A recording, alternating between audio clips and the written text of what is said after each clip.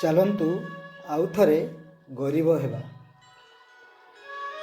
ଆଧୁନିକତାର ଚାକଚକ୍ୟ ଭିତରେ ମଣିଷ ନିଜକୁ ନିଜେ ପରିବାରଜନଙ୍କ ଠାରୁ ଦୂରେଇ ରଖୁଛି।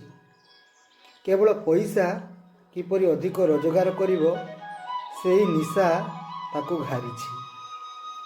ତା ପ୍ରତିଯୋଗୀମାନେ ଯେପରି ତାକୁ ଟପିକି ଆଗକୁ ବଢ଼ି ନ ପାରନ୍ତୁ, ସେଥିପାଇଁ ସେ ବିଭିନ୍ନ ପ୍ରକାର କ୍ରିୟା କୌଶଳ ମଧ୍ୟ କରୁଛି। କିନ୍ତୁ ଲାଭ କ'ଣ? ସେ ଏତେ ଧନ ସମ୍ପତ୍ତି କାହା ପାଇଁ ଅର୍ଜନ କରୁଛି?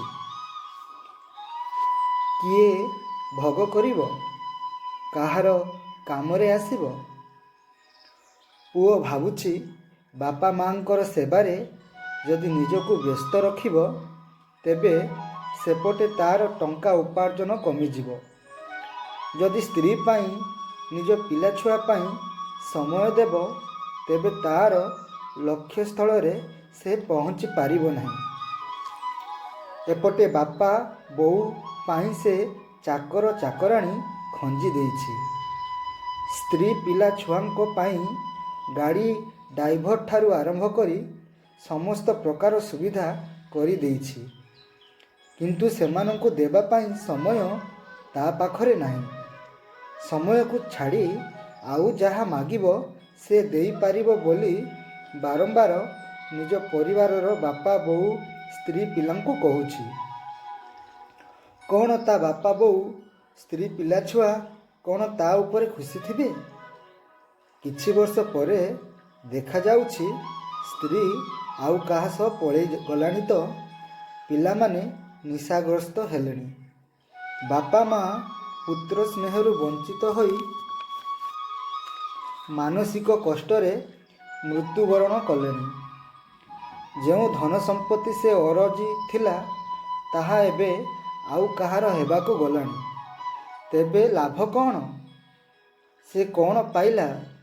ଜୀବନ ସାରା ଯେଉଁ ଟଙ୍କା ପଛରେ ସେ ଧାଉଁଥିଲା, ତା'ର ମୂଲ୍ୟ କ'ଣ? ଏମିତି ଅନେକ କଥା ବେଳେବେଳେ ନିରୋଳାରେ ନିର୍ଜନରେ ବସି ଭାବେ ସେ। ଆଉ ମନେ ମନେ ଚିନ୍ତା କରେ, ଭାବିଥିଲି କ'ଣ ହେଲା, ଆଉ ହେଲା କ'ଣ? ସତରେ ବନ୍ଧୁଗଣ, ଆମେ ସୁଖ ସ୍ୱାଚ୍ଛନ୍ଦ୍ୟରେ ବଞ୍ଚିବା ପାଇଁ ଟଙ୍କା ପଛରେ ଧାଉଁଥାଉ। କିନ୍ତୁ ମନେ ରଖିବେ, ଟଙ୍କା ଆମକୁ ପ୍ରକୃତ ସୁଖ ଦେଇପାରେ ନା। ପ୍ରକୃତ ସୁଖ ଟଙ୍କାରେ ନଥାଏ। ଆଗକାଳରେ ଲୋକ ଯୌଥ ପରିବାରରେ ରହୁଥିଲେ।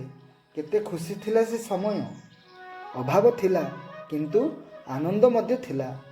ରାଗ ରୁଷା ମାନ ଅଭିମାନ ଥିଲା, କିନ୍ତୁ ଜଣକ ପାଇଁ ଆଉ ଜଣେ ଜୀବନ ଦେବାକୁ ମଧ୍ୟ ପ୍ରସ୍ତୁତ ଥିଲା।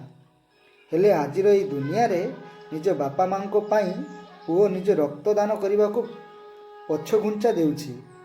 ଏ ହେଉଛି ଆଜିର ସମୟ। ତେଣୁ ଚାଲନ୍ତୁ ନା ଆଉ ଥରେ ଆମେ ଗରିବ ହେବା। ରହୁଛି, ନମସ୍କାର।